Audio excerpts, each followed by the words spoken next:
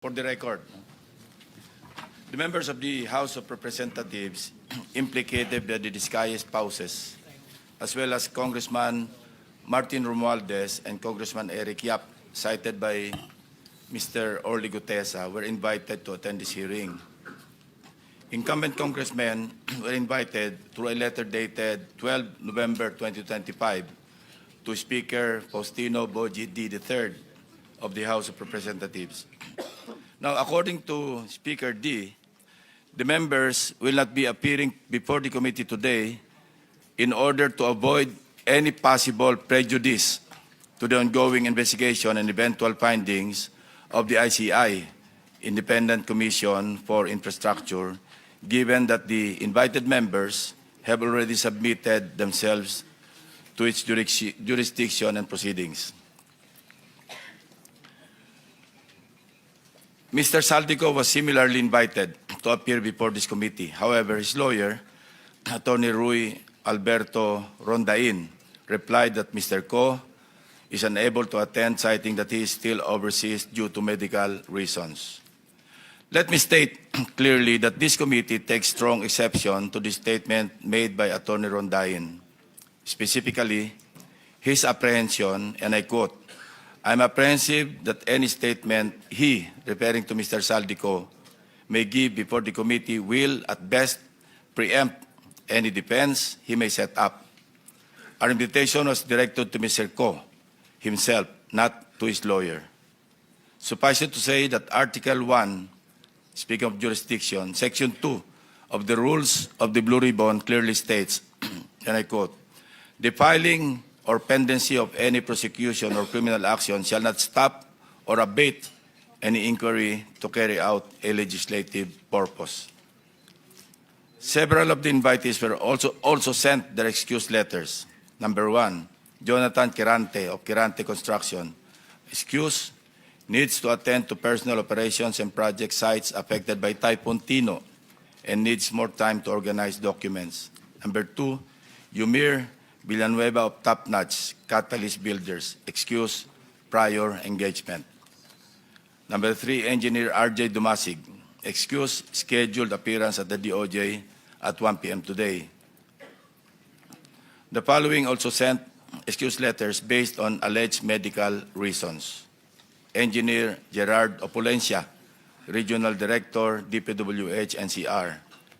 District Engineer Manny Bulusan, District Engineer South Manila District Engineering Office. Commissioner Mario Lipana. The committee also sought the assistance of the Bureau of Immigration to obtain available information on the following individuals: Mark Bakiran Bunagan, Alan Colesio, John Paul Estrada, Orly Regala Gutesa, and Mark Texay. In the response letter dated 30 November 2025, the Bureau informed the committee that there is no record of departure for Mr. Bunagan, Mr. Gutesa, and Mr. Texay. Meanwhile, Mr. Colesio is confirmed to be in the country, having returned from a brief trip abroad from October 18 to October 24, 2025. In the case of Mr. John Paul Estrada, the reported aide of Mr. Saldico, the BI reported that he left the country on September 2, 2025, bound for Hong Kong, and has not returned to the Philippines to date. We're now coordinating with the Philippine Center for Transnational Crime, PCTC, to coordinate with Interpol to track the movement or movements of Mr. John Paul Estrada, as well as other personalities who are now abroad, whose attendance will be needed by this committee. Lastly, this representation received a copy of an order dated October 24, 2025, penned by Carolina or Judge Carolina C. Ecasiano Sison, Executive Judge of the Manila Regional Trial Court, in relation to the investigation conducted by her office on the authenticity of the notarization of the Sinumpaang Salaysay executed by Mr. Orly Gutesa, allegedly notarized by Attorney Pechi Rose S. or G. Espera. For the record, the committee notes that the notarial monthly report submitted by Attorney Spera covers notarized documents recorded under Notarial Book Number 3, specifically Book Number 3, Document Number 41-173, pages 10 to 36, period September 11 to 30, 2025. It is further noted that these details differ from those appearing in the sinumpang salaysay of Musgari Cutesa, which, on the other hand, indicates the following particulars. Book number 255, page number 51, or document number, 255, page number 51, book number 8, series of 2005. Furthermore, the order issued by Executive Judge Icasiano Sison looked into consideration the report prepared by Mr. Antonio Magbojos, Executive Officer of the Forensic and Scientific Service, Question Document Division of the NBI. After conducting a comparative examination of the specimen signatures, the NBI concluded that the questioned signature and the standard specimen signatures of Attorney Spera were not written by one and the same person. Since it was found that Attorney Spera has not notarized the sinumpang salaysay, her notarial details, including her signature, contained in the said document is falsified. As such, the order declared that there was no sufficient basis to hold Attorney Spera administratively liable in connection with the notarization of the sinumpang salaysay. With that said, let us start. We will recognize again the members of the committee in the order of their arrival. And the first to arrive is, as usual, Senator Erwin Tulfo. Of course, the Senate President, we are joined by the Senate President to arrive second. Then followed by Senator Ontiveros, Senator Pangilinan, Senator Marcoleta, Senator Bam Aquino. So, Senator Tulfo, you have the floor. Thank you, Mr. Chair. I just have a quick statement, Mr. Chair. Distinguished members of the committee. The Professor Wina Guerra of UP Center for Integrated and Development Studies in their policy paper, Flood Control Fiasco, a policy reckoning for accountability in the Philippines, revealed that our flood control failures stem not from lack of funds, but from absence of credible science, data, and accountability, and also, of course, of corruption. One of her recommendations is the revival of Project NOAA and its return to the Department of Science and Technology. Project NOAA once provided real-time hazards, rainfall, forecasts, flood simulation, guided both national agencies and the LGUs. It is for this reason that I urge this committee to recommend the said policy, Mr. Chair. Thank you. Before anything else, we also invited, again, former Undersecretary Roberto Bernardo. He has submitted his supplemental affidavit to the Department of Justice, and we want to hear, for the record, his sinumpang salaysay as submitted, or supplemental affidavit. This is supplemental to the September 25 affidavit that he submitted likewise to the Department of Justice, which he also testified before this committee. So, Undersecretary Bernardo, you're recognized. Good morning, Mr. Chair and the honorable members of the Blue Ribbon Committee. Mr. Chair, may I be allowed to read an opening statement? Go ahead. How many minutes? 3 minutes lang po. Go ahead. Go ahead. Okay. Salamat po. Dear Senator Lacson and honorable members of the Blue Ribbon Committee, again, I am Roberto R. Bernardo, formerly an Undersecretary for Operations of the Department of Public Works and Highways. Today, I am once more before the Honorable Blue Ribbon Committee upon its invitation and consistent with my assurance during my first appearance last September 25, 2025 to fully cooperate in its ongoing investigation. I am here not only out of respect for the invitation of the Honorable Committee, more importantly, I am compelled to come clean because of my fear of God Almighty and my ardent desire for my countrymen to give me a chance to atone for what I have done and failed to do, for which I offer no excuse or justification. Nung ako'y nabanggit sa mga irregularidad na ito, Ang una kong naisip ay manahimik tungkol sa nalalaman ko. Haharapin ko na lang ang mga asunto na isasampa sa akin. Ako ay aasa na lamang sa pamamagitan ng aking pananahimik ay makakakuha ako ng proteksyon mula sa makapangyarihan sa politika at maimpluwensyang mga personalidad na silang may pakana o kaya nagbigay daan sa mga irregularidad na ito. Gayunpaman, napagtanto ko na ang isang pagkakamali ay hindi maaaring iwasto ng isa pang pagkakamali. At kung may maisang pamangkaso ay maaaring magtagal ito bago matapos. Sa aking pagkakaalam sa mga nakarang scam, tulad ng ilang kaso ng PDAF, mahigit isang dekada na ang nakalipas, hanggang ngayon ay dinidinig pa. Kawawa ang bayan. Hindi ko matiyak kung ang mga pangunahing may sala sa mga irregularidad na ito ay mapapatawan ng kaukulang parusa sa lalong madaling panahon. Gayunpaman, umaasa ako na sa pamamagitan ng kasulukuyang mga pagdinig ay makakabuo ang ating mga mambabatas ng kaukulang batas na hindi lamang tutugon sa epekto ng mga maanumalyang gawain ito, kundi na rin makakapigil sa pag-ulit nito. The magnitude of the irregularities and how this have gravely affected and will affect our nation and its citizens cannot be overemphasized. I am committed to disclose everything that I know regarding these anomalies, particularly the complicated and ingenious ways by which these were carried out and perpetrated all these years. This, despite the serious threats to my personal safety and that of my family and loved ones. Mula sa aking paninilbihan bilang isang mababang laborer hanggang ako'y naging isang undersecretary, napag-alaman ko na ang profesional na kakayahan at integridad ay maaaring hindi sapat upang matiyak ang tagumpay sa profesional na karera ng isang tao. Nakapaloob sa isang tiwaling sistema kung saan ang isang tao ay pinangakuan ng biyaya o kaya'y pinipilit na lumahok sa mga irregularidad. Ang takot sa maaaring masamang mangyari bunga ng hindi pagsunod o pagnanais na rin sa personal na pakinabang o kaya'y kombinasyon ng dalawang ito ay sumisira sa moral na direksyon ng isang tao. Lalo na kung ang mga dapat na may pangunahing kakayanan na humadlang sa masamang gawain ay siya ring may pakana nito at nagbibigay daan dito. Naniniwala ako na hindi lamang ako ang nakaranas sa sitwasyong ito. Nakikiusap ako sa mga nasa ganitong kalalagayan na magtiwala sa kinauukulan at lumantad na at makipagtulungan sa kasalukuyang investigasyon.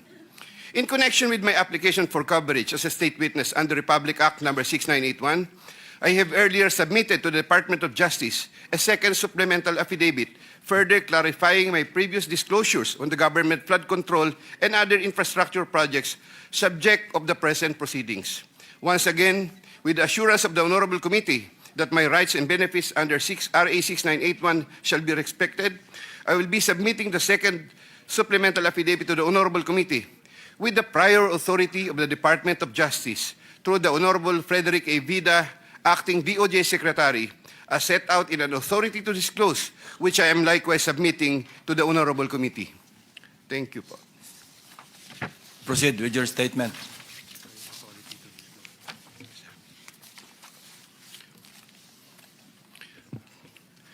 Second supplemental affidavit. I, Roberto R. Bernardo, Filipino, of legal age and a resident of Anomalous City, Bulacan, under oath, hereby depose and state.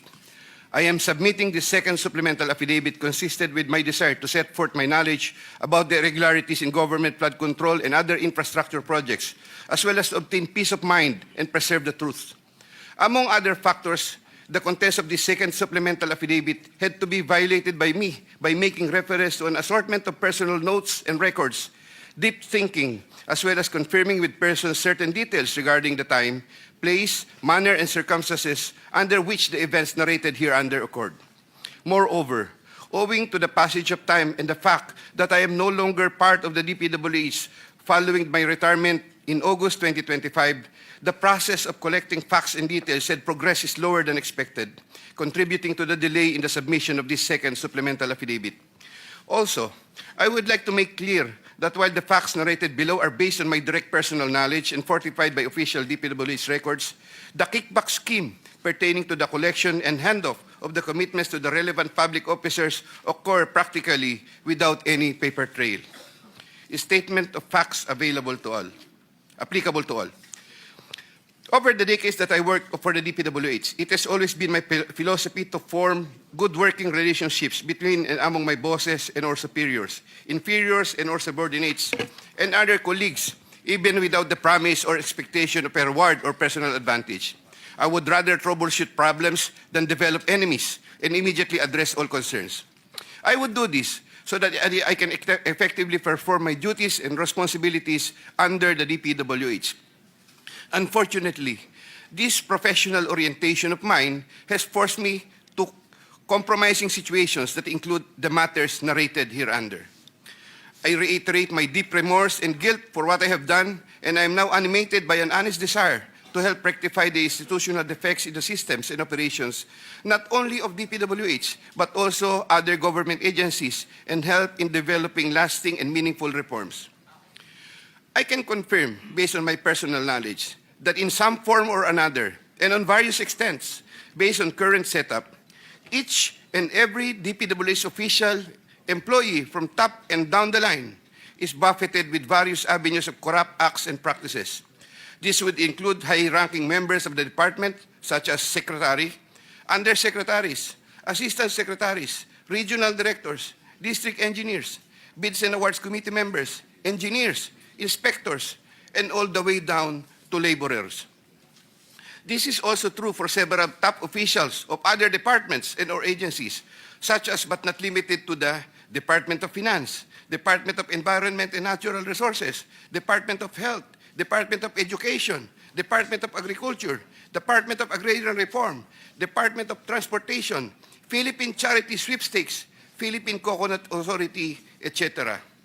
Moreover, I can confirm, based on my personal knowledge, that in some form or another, and on various extents, most proponents have their own designated contractors who will take on the projects for the former's benefit and advantage. Sometimes, other proponents would request me to suggest contractors for them who are known to me or referred to me by friends and other personalities. There are situations that national and local elected politicians would request me to source projects for them. If given more time and opportunity to review the records and confirm supporting facts, I may be able to particularize the details of these transactions and dealings. Senator Ramon Bong Revilla Jr. I have a close and friendly relationship with Senator Ramon Bong Revilla, and we go all the way back since the time of Amay Bisaya and Mayor Viseo, who first introduced me to the former legislator while I was still a district engineer in Laguna sometime in 2005 or 2006. We frequently meet in important social gatherings. Senator Revilla later on became a godparent of two of my daughters, while I became a godparent to one of his children. When Senator Revilla was incarcerated, I visited him several times at the PNP Custodial Center at Camp Crame. Because of our close relationship, Senator Revilla had asked me for assistance on several matters which I can no longer exactly recall at the moment because this happened a long time ago, and I presently don't have records to help me reconstruct the events. Sometime in the third quarter of 2024, Senator Revilla and I met where he asked me for a list of projects for funding, ostensibly to help him in his national campaign. When Senator Revilla asked me about the percentage of the commitment, I suggested either 20 or 25, to which Senator Revilla said 25%. Soon thereafter, also in the third quarter of 2024, I asked then District Engineer Henry Alcantara to prepare a list of projects, which he subsequently gave to me. The said projects are enumerated in a list here to attach as Annex A. Moreover, still in the third quarter of 2024, I also asked then District Engineer, but later Regional Director for NCR, Engineer Gerard Opalencia, to prepare a list of projects, which he subsequently gave to me. The said projects are enumerated in a list here to attach as Annex B.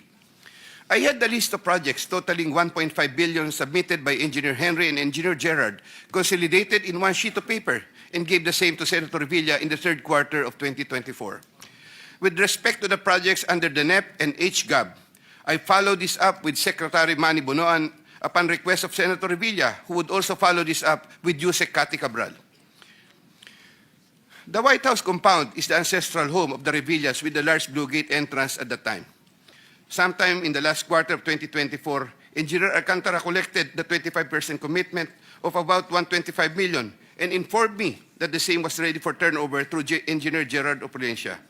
Engineer Gerard Opalencia told me that the 25% commitment was already loaded in my vehicle.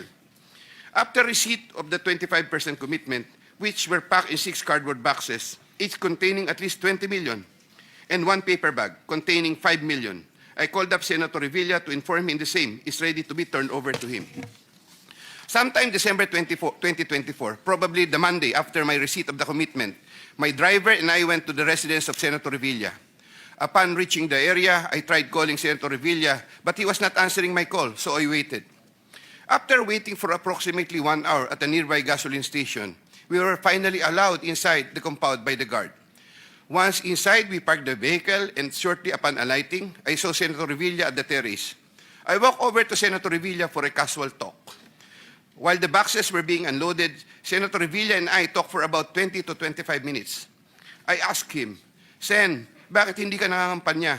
Senator Bong replied, okay naman pare, maganda results ng survey. Relax muna. The personnel of Senator Revilla helped in unloading the boxes. After the delivery of the commitment, I headed back to Manila. Sometime late January or February 2025, in relation to a list of projects submitted by Engineer Gerard Opulencia, Senator Revilla called me to follow up on the status of the commitment. About a week later, sometime February 2025, I informed Senator Revilla that the same was ready for turnover. Before the start of the campaign period for national elective positions, I directed one of my aides to deliver commitment amounting to 250 million to the residence of Senator Revilla at the White House compound, Aguinaldo Highway, Bacoor, Cavite. Senator Nancy Binay. Carlin Yap Villa is the aide of Senator Nancy Binay, who transacted with me regarding the latter's projects and commitment. If I recall correctly, I first met Carlin in the year 2018 during the budget season at the Senate. Eventually, sometime 2019, Yusek Traigib Olivar, whom I knew very well, endorsed Carlin to me. From then on, Carlin would contact me directly to follow up the status of different matters. Sometime fourth quarter in 2022, Carlin, claiming to act on behalf of Senator Binay, asked my help for the transfer of an assistant district engineer in Mindanao to another district, a request which I endorsed to Sec. Bunoan. Sometime during the third to fourth quarter of 2022, Carlin requested on behalf of Senator Binay for a list of projects worth around 1.882 billion with 12% commitment. The said projects are enumerated in a list here to attach as Annex C. I got 3% of 1.882 billion. I prepared a list of projects within my area of jurisdiction with the help of DPW's officials, but could not recall at this time exactly who among them gave me the list. But I can recall that it was Engineer Manny Bulusan who coordinated the collection of the commitment. Eventually, during the first quarter of 2023, the commitment was delivered to Carlin for Senator Binay in several tranches in Makati and Quezon City. But I could not recall at this time the details of the deliveries, but I undertake to submit additional information thereon.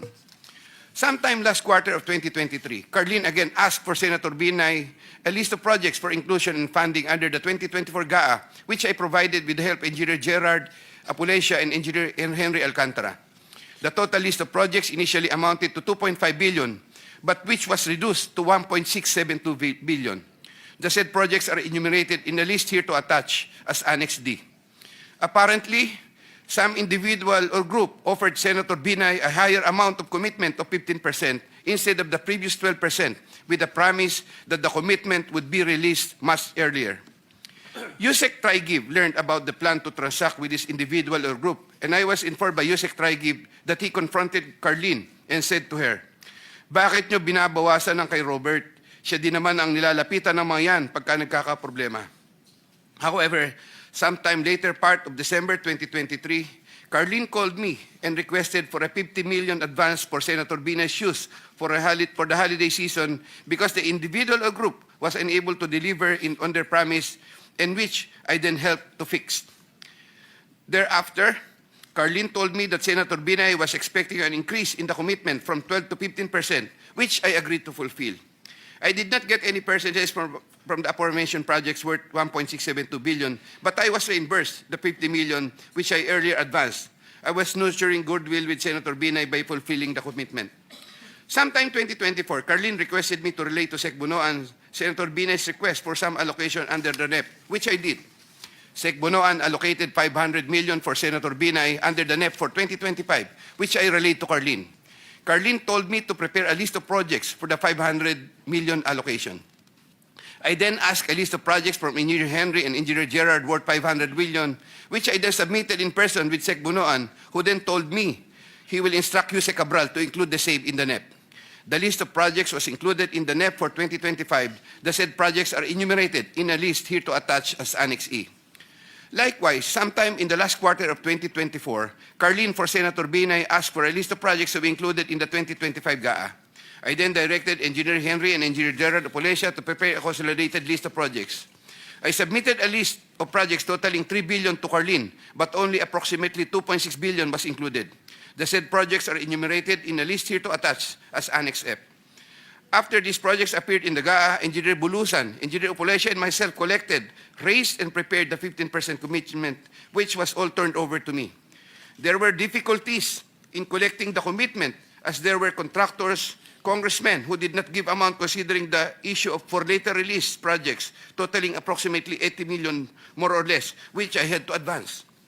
Despite this total commitment collected and raised for Senator Binay was 15% of 1.2 billion or around 468 million more or less. I earlier mentioned that the 37 million more or less was delivered at Horseshoe Village, Quezon City, which refers to the amount collected by Engineer Henry Alcantara. But upon full recollection, there were two deliveries. The first delivery amounted to 340 million at a house in Horseshoe Village, Quezon City, and the second delivery amounted to at least 200 million at another house, but also in Horseshoe Village, Quezon City. After the second delivery, Carlene told me, "Kinuha na ni Sir, salamat raw. Hindi ka raw kakalimutan sa Makati." The Sir refers to the husband of Senator Binay. I did not get any percentages from the projects worth 3,120 million for NEP and GAA for Senator Binay. Senator Chis Escudero and Maynard Ngu. I met Maynard Ngu at the Manila City Hall during the term of Mayor Erap, and while I was the city engineer of Manila sometime in 2013. Maynard Ngu is a familiar figure in a social political circles, as he would be handling substantial donations to politicians during election season, including the distribution of mobile phones. During the 2022 national elections, Maynard Ngu approached me and asked for help in raising campaign funds. I and other DPWH officials assisted Maynard Ngu in raising campaign funds. These frequent interactions with Maynard Ngu at the court helped me in building our mutual trust with each other, especially in favor of Senator Escudero, whose interest Maynard Ngu was actively promoting. Maynard Ngu was appointed special envoy to China for trade, investments, and tourism in 2023. When Senator Chis Escudero became Senate President in 2024, Maynard Ngu approached me and asked for a list of projects for Senator Chis Escudero. Thereafter, sometime November 2024, I asked Engineer Opolesia to prepare a list of projects for Senator Chis Escudero following my conversation with Maynard Ngu. Thereafter, Engineer Opolesia submitted to me a list of projects for funding. The said projects are enumerated in a list here to attach as Annex G. For the projects located in Valenzuela, Engineer Opolesia, through District Engineer Ruel Umali, collected the money for the commitment for Senator Chis Escudero. He delivered the commitment at Diamond Hotel. We saw each other at the Diamond Hotel, and Engineer Opolesia told me, nasa inyo na po, boss. When I asked my driver to confirm, the driver told me, nasa akin na po, okay na po. For the projects located in Marinduque, Engineer Opolesia, through Regional Director Ryan Altea, collected the commitment for Senator Chis Escudero. He delivered to me the commitment at Diamond Hotel. Engineer Opolesia called me and said, "May papadala ako sa inyo ngayon. Sa iyo ngayon, dadalhin na lang po sa Diamond." Later, the driver told me, "Nasa akin na po, okay na po." Following a deeper recollection of the facts and checking with public records, I can now confirm that in addition to the Valenzuela and Marinduque projects, Engineer Opolesia also provided the list of projects for Oriental Mindoro and Quezon City. The complete list of projects for Senator Chis Escudero is worth 1.4 billion with 20% commitment. The said projects are enumerated in a list here to attach as Annex H. Sometime early 2025, I made the first delivery of 160 million for Senator Chis Escudero at the Cherry Mobile Building at Maynard Ngu in Apacible Street, Manila. Thereafter, early 2025, I made the second delivery of 120 million for Senator Chis Escudero, also at the Cherry Mobile Building of Maynard Ngu. Senator Jinggoy Estrada. I have known Senator Jinggoy Ejercito Estrada since I met Senator Jinggoy Estrada through the social circles of Senator Bong Revilla. We usually had encounters during social gatherings of people in the movie industry. We developed a close relationship. Sometime in 2010, when I was Assistant Regional Director of DPW's Region 4A, Senator Jinggoy was backing me to become a Regional Director. When I failed to become a Regional Director, I applied for the position of City Engineer, and Senator Jinggoy was one of those who recommended me. When he was incarcerated, I would visit him, but sometimes together with then City Mayor Joseph Erap Estrada. Sometime in 2023, Senator Jinggoy requested Secretary Bonoan through me for projects worth 500 million. Secretary Bonoan agreed to give 450 million for the DPW's NCR building, which Yuse Cabral included in the NEP for 2024, with an 18% commitment for Senator Jinggoy. Senator Jinggoy called me sometime in the third quarter of 2024 and asked me to request the amount of 1 billion from Sec Bonoan. Senator Jinggoy said, "Tulungan mo na lang ako dyan kasi marami pa akong tutulungan sa eleksyon." I replied, "Okay na ba ang 25% Sen?" Sen Jinggoy responded, "Okay na ang 25%. I relayed to Sec Bonoan the request of Sen Jinggoy. The former then asked me to prepare a list of projects for the latter. In turn, I asked Engineer Gerard Opalencia for a list of projects. When Engineer Opalencia gave me the list, I gave it to Secretary Bonoan, who told me that he will give the same to Yuse Cabral and that the latter will take care of it. At the moment, I cannot locate the list or a copy thereof. Later on, I saw that some of these projects totaling 500 million and included in the list I gave to Sec Bonoan were listed in the NEP for that year. These projects, as appearing in the NEP, are enumerated in a list here to attach as Annex I hereof. Thereafter, Senator Jinggoy called me and asked me what happened to the difference of 500 million. I relayed this to Sec Bonoan. The latter replied that he will prioritize the matter as soon as there is available funding. Subsequently, I found out that the projects totaling 200 million were included in the SGAB for 2025. These projects, as appearing in the SGAB, are listed Annex J hereof. However, Senator Jinggoy called me again for the difference of 300 million to complete the 1 billion project value that was requested. During the BICAM, projects worth 750 million were again included in the projects to eventually form part of the 2025 GAA. The said projects are enumerated in a list here to attach as Annex K. The total budget for the projects which appeared in the 2025 GAA is approximately 1.45 billion, more or less. After Engineer Opalencia collected the 25% commitment, approximately 360 million, and delivered the same to Diamond Hotel in Manila.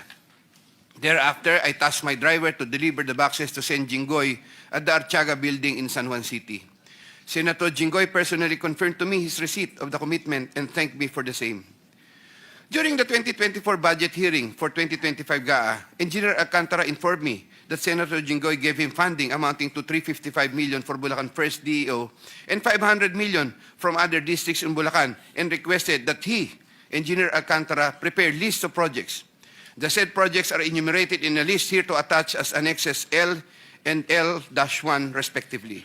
Later on, sometime in the first quarter of 2025, Senator Jinggoy asked me to get the 25% commitment for the aforesaid list of projects from Engineer Alcantara. Engineer Alcantara then delivered to me the 25% commitment, approximately 213 million, which I delivered to Senator Jinggoy at the Archaga building in San Juan City. Senator Grace Poe. Sometime third quarter of 2024, J.Y. De La Rosa, a staff of Senator Grace Poe, requested Sec Bonoan, through me, if Senator Grace Poe can be accommodated in the DPW's NEP. Sec Bonoan told me there is a 500 million for Senator Grace Poe and instructed me to ask the Senator for a list of projects. J.Y. De La Rosa told me to coordinate the matter with Mrs. Patron, a contractor. Mrs. Patron told me to prepare the list. Upon my instructions, Engineer Gerard Opalencia submitted a consolidated list of the following projects, 1 in Laguna and 3 in NCR. These projects are indicated in the list here to attach as Annex M. Thereafter, the list of projects was included in the NEP by Sec Bonoan through Yuse Cabral. Later on, the said projects appeared in the GAA for 2025. There was a 20% commitment collected for Senator Grace Poe. Mrs. Patron, a contractor, collected the commitment for Sen Grace Poe at Diamond Hotel from one of my aides. Congresswoman Mary Mitzi Mitz Kahayon Uy. There were projects released in Congresswoman Kahayon Uy's congressional district which I facilitated. I submitted projects being proposed by her to proponents for funding, the details of which I am still verifying and confirming at the moment. Congressman Florida Robes. There were also projects released in Congresswoman Florida Robes' congressional district, which I facilitated. I submitted projects being proposed by her to proponents for funding, the details of which I'm still verifying and confirming at the moment. Congressman Zaldico. In addition to my statements in my affidavit dated 25 of September 2025, I was told by Engineer Alcantara, Congressman Zaldi would from time to time deal also with engineers Gerard Pacanan, Gerard Opulencia, and Danny Villa. There were times Engineer Gerard Pacanan and Gerard Opulencia would give me certain amounts, supposedly from Congressman Zaldico. Yusek Traigib Olevar of David. In addition to my statements in my affidavit dated 25 of September 2025, I wish to add that I have known Yusek Traigib as early as 2010 when he was still a staff of Senator Bong Revilla. He is a common figure in budget deliberation hearings and by reason of which I had interacted with him on multiple occasions. Yusek Traigib then worked under the office of Senator Edgardo Angara and then later worked under the office of Senator Sani Angara. When Senator Sani Angara became a chairman of finance, Yusek Traigib and I would have several interactions as part of our work in budget preparations. When Senator Revilla was incarcerated with Senator Jingoy Estrada, Yusek Traigib and I would frequently call each other so we can help look after the welfare of concerns of Senator Revilla, whom I visited several times with Senator Jingoy Estrada while they were in detention. Aside from the details I had earlier mentioned in my affidavit dated 25 of September 2025, Yusek Traigib and I also had transactions concerning Senator Angara between 2019 and 2024, where Yusek Traigib received deliveries representing 12% of the projects of Senator Sani Angara, while the latter was chairman of finance. As I previously mentioned in my affidavit dated 25 of September 2025, Yusek Olevar and I discussed the unprogrammed appropriations supposedly for the Office of the Executive Secretary. Thereafter, DPWH received a special allotment release order, which included projects worth 2.85 billion. The contract IDs for the projects worth 2.85 billion covered by the said SARO can be secured from the records of DPWH Regional Office for Region 3 and the 1st District Engineering Office of Bulacan. Moreover, in the unprogrammed allocation for 2025, there could have been an additional 12 billion more or less funding, which I am verifying and confirming at the moment. DPWH Secretary Mark Villar and Yusek Cabral. I was appointed Assistant Secretary of DPWH by former President Rodrigo Duterte in 2016 during the term of DPWH Secretary Mark Villar. As Assistant Secretary for Operations, I was assigned over the Visayas regions. While I was Assistant Secretary for Operations, I was introduced to Carlo Aguilar, a cousin of Sec Mark Villar. Yusek Cabral was already the Undersecretary for Planning Service when I became Assistant Secretary. As Undersecretary for Planning Service, Yusek Cabral was working closely with Sec Mark Villar for the allocation, listing, and budgeting of all the DPWH infrastructure projects. While I was Assistant Secretary, I was also later designated as Chairman of the Central Bids and Awards Committee, Central BAC. In the later part of 2017, I was promoted to Undersecretary of the DPWH during the incumbency of Senator Mark Villar and took my oath of office as Undersecretary before him. In the first quarter of 2018, I was designated as Undersecretary for Operations for NCR, 4B, and the 3 Visayas regions. Upon my request, I was replaced as Chairman Central BAC sometime in February 2020 because of political intrigues, as I was reportedly siding with then City of Manila Mayor Isko Moreno, who was vocal against then President Rodrigo Duterte. All of this time, the funding of all projects was cleared through Yusek Cabral for approval by Sec Mark Villar. From time to time, Yusek Cabral would ask me to submit detailed lists of projects with regards to lump sum fund allocations of DPWH, which list she sometimes would approve herself or forward to Sec Mark Villar for approval.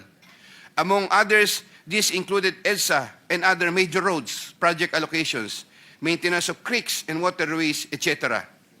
The commission for these approved projects was 10% and divided as follows: 50% to Carlo Aguilar, presumably for Sec Mark Villar, 25% Yusek Cabral, 25% for myself. Undersecretary Maria Catalina E. Cabral. As a general rule, with very little exceptions, it is Yusek Maria Catalina Cabral with the imprimatur of Secretary Mark Villar and later continued by Sec Manny Bunoan, who had control at the DPWH level to remove, include, add, deduct, or modify insertions of items in the NEP for infrastructure or those pertaining to DPWH. Yusek Cabral would tell me that she would communicate and meet legislators to inform them of the amount of their allocations and ask them for titles of projects that they want to include in the DPWH budget. In a matrix of process flow that I have prepared, which I am attaching here to as Annex N, Yusek Cabral has total influence and authority in preparing and finalizing the NEP for infrastructure. On multiple occasions, I personally delivered and also caused to be delivered cash to Yusek Cabral at her house at Tatalon, Quezon City, and other places.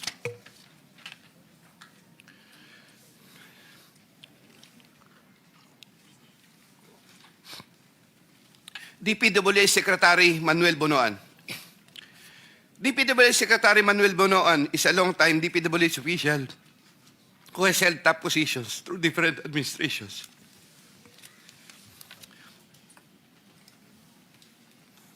I look up to Sec Bonoan and consider him as a mentor. I treasure his guidance and friendship over the years. Prior to Sec Bonoan's assumption as Secretary of DPWH, I was the Undersecretary for Operations and Planning for NCR, Visayas, having assumed the said position in 2018. Unlike during the time of Sec Mark Villar, when I was not given much task, even removed as back chairman, and had very limited operational functions during the COVID pandemic period, Sec Bonoan entrusted me with more operational functions and let me work more closely with Jose Cabral. Sometime in 2022, Sec Bonoan directed me to submit a list of projects for possible inclusion in the NEP for fiscal year 2023 worth around 450 million. Without question and delay, I asked Bulacan First DEO for a list of projects for funding. Thereafter, Engineer Alcantara submitted to me a list of projects for funding under the NEP. Those projects are indicated in the list here to attach as Annex O. In compliance with this order, I forwarded the list to Sec Bonoan. He told me that Undersecretary for Planning Maria Catalina Cati Cabral shall facilitate and ensure the inclusion of these projects in the NEP. Engineer Alcantara gave the 10% of the value of the projects. Similarly, in 2023, Sec Bonoan directed me to submit a list of projects for possible inclusion in the NEP for fiscal year 2024 worth around 150 million. Again, without question and delay, I asked Bulacan First DEO for a list of projects for funding. Thereafter, Engineer Alcantara submitted to me a list of projects for funding under the NEP. Those projects are indicated in the list here to attach as Annex P. In compliance with this order, I forwarded the list to Sec Bonoan. In compliance with this order, I forwarded the list to Sec Bonoan. Sec Bonoan said that Yusek Cabral shall again facilitate and ensure the inclusion of these projects in the NEP. Engineer Alcantara gave 15% of the value of the projects. Also in the year 2024, Sec Bonoan also directed me to submit a list of projects for possible inclusion in the NEP for fiscal year 2025 for the amount of 900 million. I asked Bulacan First DEO for a list of projects for funding. Thereafter, Engineer Alcantara submitted to me a list of projects for funding under the NEP. Those projects are indicated in the list here to attach as Annex Q. In compliance with this order, I forwarded the list to Sec Bonoan. Sec Bonoan said that Jose Cabral shall again facilitate and ensure the inclusion of these projects in the NEP. Engineer Alcantara gave 20% of the value of the projects. With respect to the commitments collected by Engineer Alcantara narrated above, Secretary Bonoan and I received a percentage. In many instances, during budget deliberations, I was tasked by Sec Bonoan to talk to legislators over their funding and other concerns, and to forward these concerns to Jose Cabral for action and resolution. Sec Bonoan and Jose Cabral. Every year, including years 2023, 2024, and 2025, Jose Cati Cabral apportions the budget ceiling for the DPW's allocable NEP among the districts according to the endorsed programs, activities, and projects, PAPs. Although she would make it appear that 100% allocable NEP had been apportioned, Jose Cati Cabral would reserve a substantial percentage of that allocable NEP for her and Sec Bonoan's preferred projects. Sec Manny Bonoan would from time to time ask me to take charge of part of his own reserve allocations. The value of the projects that I handled for Sec Bunoan was at least 5 billion per annum for the years 2023, 2024, and 2025, with an average of 15% commitment. Of this 15% average commitment, Sec Bunoan, 75% usually would give, of this 15% average commitment, Sec Bunoan, 75%, usually would give me 25% of the commitment, with the rest of the commitment shared between him and Yusek Kati Cabral. Yusek Kati Cabral herself took charge of her own reserve allocations. Once again, I humbly reserve the right to submit another supplementary affidavit if warranted in the premises. I attest to the truth of the foregoing statements based on my personal knowledge and authentic records. Mr. Chair, thank you. Thank you. The Vice Chairman, Senator Erwin Tulfo, you may reclaim your time. Thank you, Mr. Chair. Okay.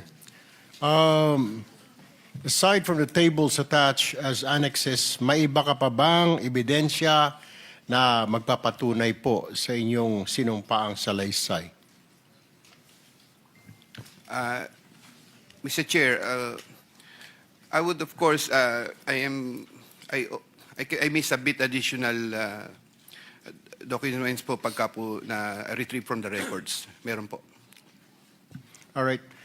Mr. Chair, babalikan ko po si Engineer Bernardo. Ang tanong ko lamang po at tanong ng mga kababayan natin, napapansin po kasi nila na isa-isa ng mga opisyal, dating opisyal sa DPWH, maging ang ilang mambabatas, ay tumatakbo po sa ibang bansa. How do we stop this flight, Mr. Chair? Kasi baka darating po ang araw, wala na po tayong maimbestigahan, wala na po mapapanagot dahil lahat po sila ay nasa ibayong dagat na. Paano po yun, Mr. Chair? Do we have any plans? Do we have any actions para...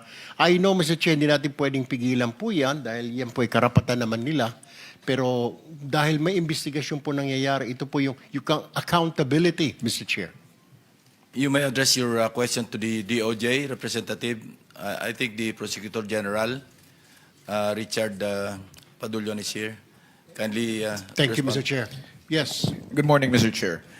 I believe that while we want all of these personalities who are involved or mentioned in the investigations to just stay in the country during the course of the investigations, we cannot at this time, Mr. Chair, prevent them from traveling because what we can only issue as far as the Department of Justice is a lookout bulletin.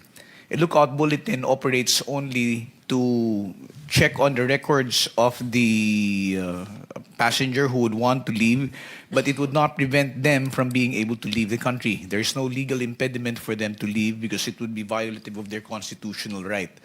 However, if I may be bold enough to suggest, Mr. Chair, in answer to the question of the good senator, yes, there are investigations which are being undertaken at this time, and while I understand that cancellation of passports can only be done if, for example, there are cases which are already filed, and this can only be done through the courts.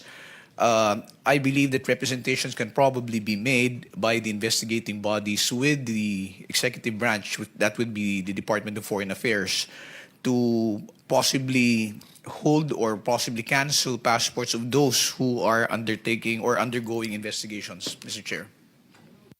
Linawin ko lang, Mr. Chair, parang pwede lang yatang kanselahin ang mga passports sa mga ito kapag sila po yung nakasuhan na. Pero what I'm talking about, yung hindi pa po nakakasuhan. Kasi it is not enough, yung lookout bulletin, wala naman hong saysay yun eh.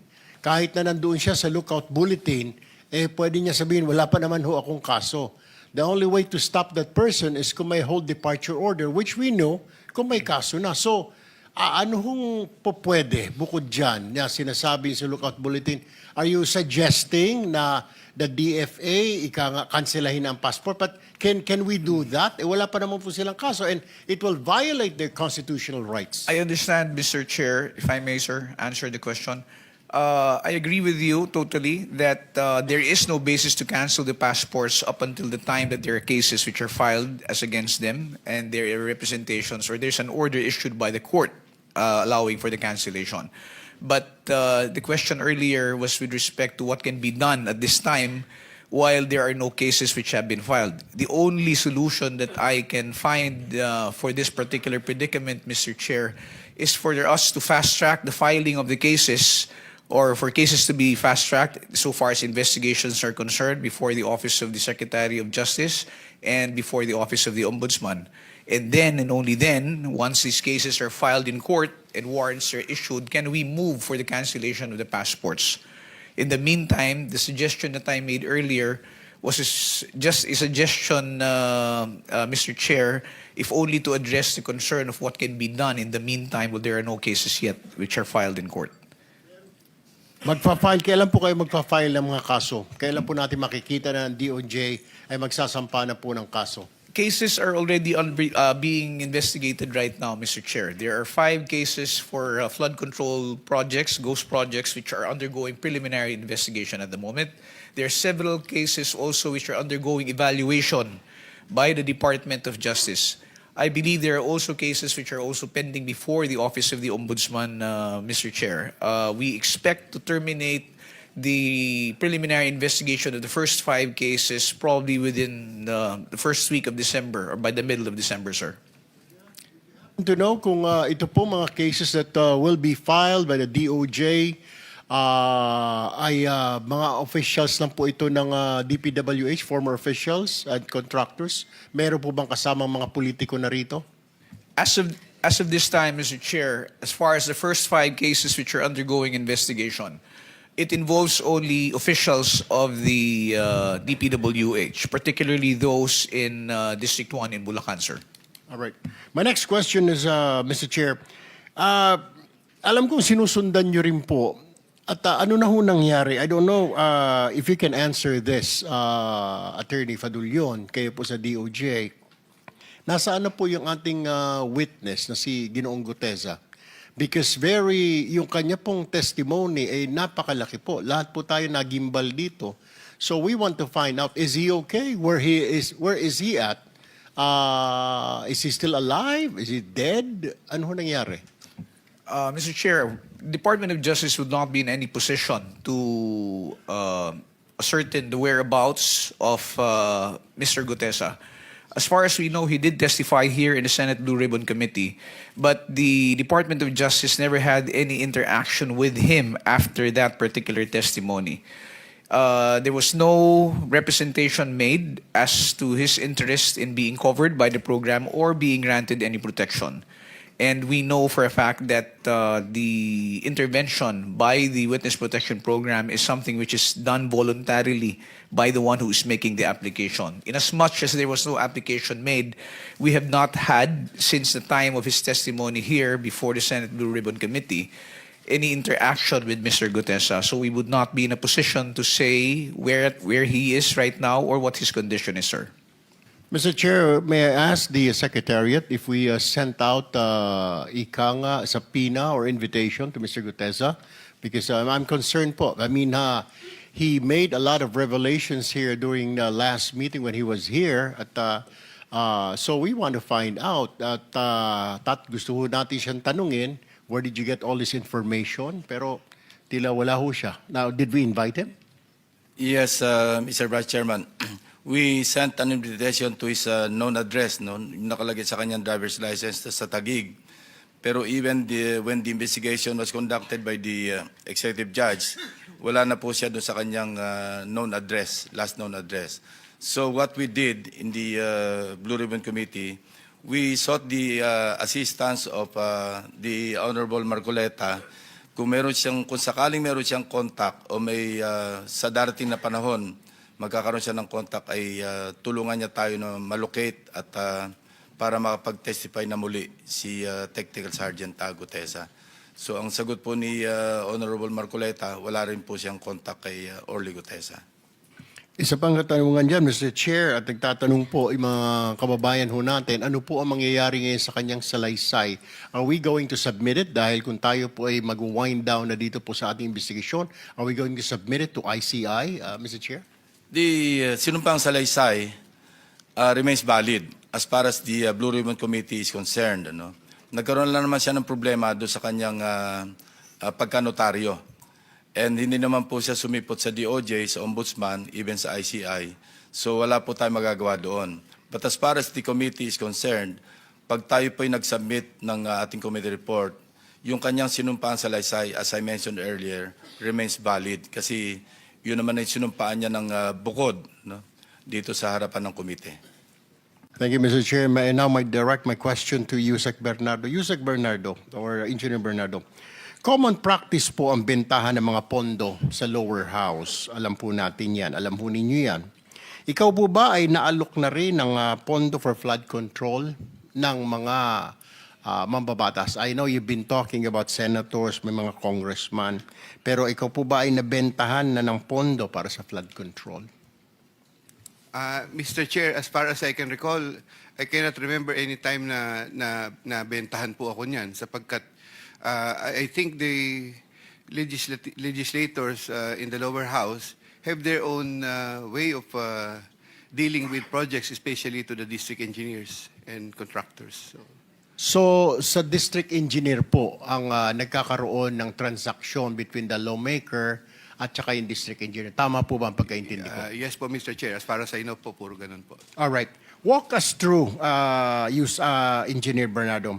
Pag nagbaba na po ng pondo, ng budget, ang isang politiko, congressman man yan, sa district, ano po ang nangyayari? Siya rin po ba, tama po ba na siya rin po ang nagsasabi, nagdidictate, ito ang kontratista na gusto kong panalunin mo? Because siya, yung kontratista, ang magbibigay ng komisyon kay congressman o sa politiko. Tama po ba yun? Can you walk us through after na ibaba yung pondo ng mababatas doon sa distrito? What is happening? And walk us through hanggang sa makuha ng politiko yung kanyang komisyon or kickback.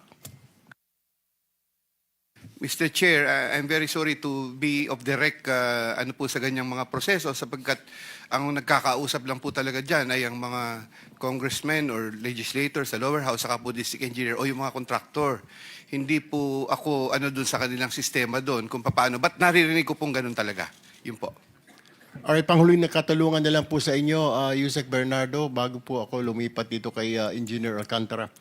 Nabanggit niyo po ang Office of the Executive Secretary na kasama din po dito sa flood control. Ewan ko bakit to sila may flood control. Ang tanong ko po, sino sa Office of the Executive Secretary ang kausap po ninyo? Can you name names? Mr. Chair, as I've earlier na sinabi ko po, ay si Trigib Olivar po ang kausap ko. Siya lang po nagsabi sa akin nun. Pero hindi po siya sa Office of the Executive Secretary, Engineer Bernardo. Siya po, the last na chinek ko po ay nasa Department of Education po siya. Wala po siya sa Office of the Executive Secretary. Bakit po ninyo nabanggit na siya, yun ay para, yung kanyang hinihingi ay para sa Executive Secretary, Engineer Bernardo? Mr. Chair, yun lamang po ang sinabi niya sa akin. Wala po akong... Senator Tulfo, bukod kay Yusek Olivar, pag sinabing Office of the Executive Secretary, wala ka nakakausap na naka-assign mismo doon sa Office ng Executive Secretary? Wala? Wala po, Mr. Chair. Thank you. Okay, let me direct my question now to Engineer Alcantara. Engineer Alcantara, okay, pagbaba po ng pondo ng politiko sa inyo, ano po nangyayari? Tama po ba? Walk us through with this. Pagbaba ng pondo, sasabihin ng politiko, gusto ko sa contractor na ito ang mapanalunin mo. Tama po ba yun? Yes, Your Honor. Okay. Ano ho nangyayari? Nagkaroon ho ng bidding, etc. May bidding-biddingan pa kunwari. 3, 4 ang maglalaban-laban para kunwari. Pero mananalo at mananalo yung contractor ng politiko. Tama po ba yun? Yes, Your Honor. Alright. Ano ho na mangyayari after that? Kailan na po i-execute yung proyekto? Kailan na ang bigaya na komisyon? Kasi may mga balita po ako, nag-a-advance pa ang ilang politiko. Tama po ba yon na humihingi po ng advance ang politiko? Wala pa po yung pondo, laway pa lang, ay nagbibigay na ng advance yung kontraktor.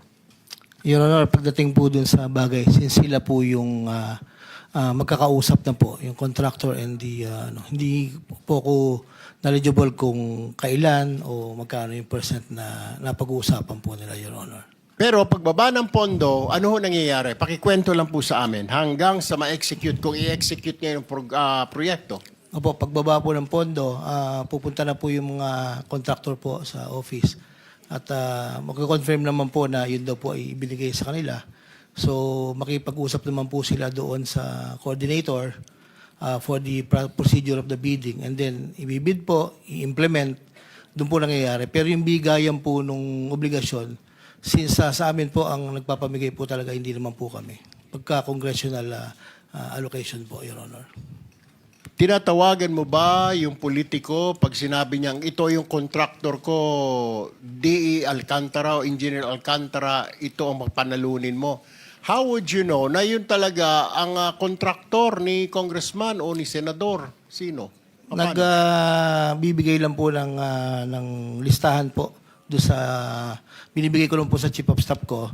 Ito yung designated na gusto nila. Ilan po yun. Okay. Tama rin po ba na para kunwari mayroon ka talagang bidding, masunod lang, para hindi masilip ng COA, kailangan may sumali na 3 at 4 pa na contractor. Pero knowing in advance, kailangan manalo na yung contractor ng politiko na yon. Yes, Sir Honor. Yung mga contractor po na designated, they're the one who will talk to the coordinator po ng mga contractors po, Your Honor. So, yung bidding po na nagaganap ay bidding-biddingan na lang kung tawagin. Most probably, Your Honor. All right. Okay. Another question po kay... With the permission of Senator Go ahead. Kiko, and just on that point, Senator Kiko, sa page 18 kasi nung affidavit ni Ginoong Bernardo, nakalagay dito, number 141. In compliance with his order, I forwarded the list to Sec Bonoan. He told me that Undersecretary for Planning shall facilitate and ensure the inclusion of these projects in the NEP. So sinama pa lamang sa NEP, tapos 142, Engineer Alcantara gave 10% of the value of the project. Ibig sabihin, wala pa yung proyekto sa baba.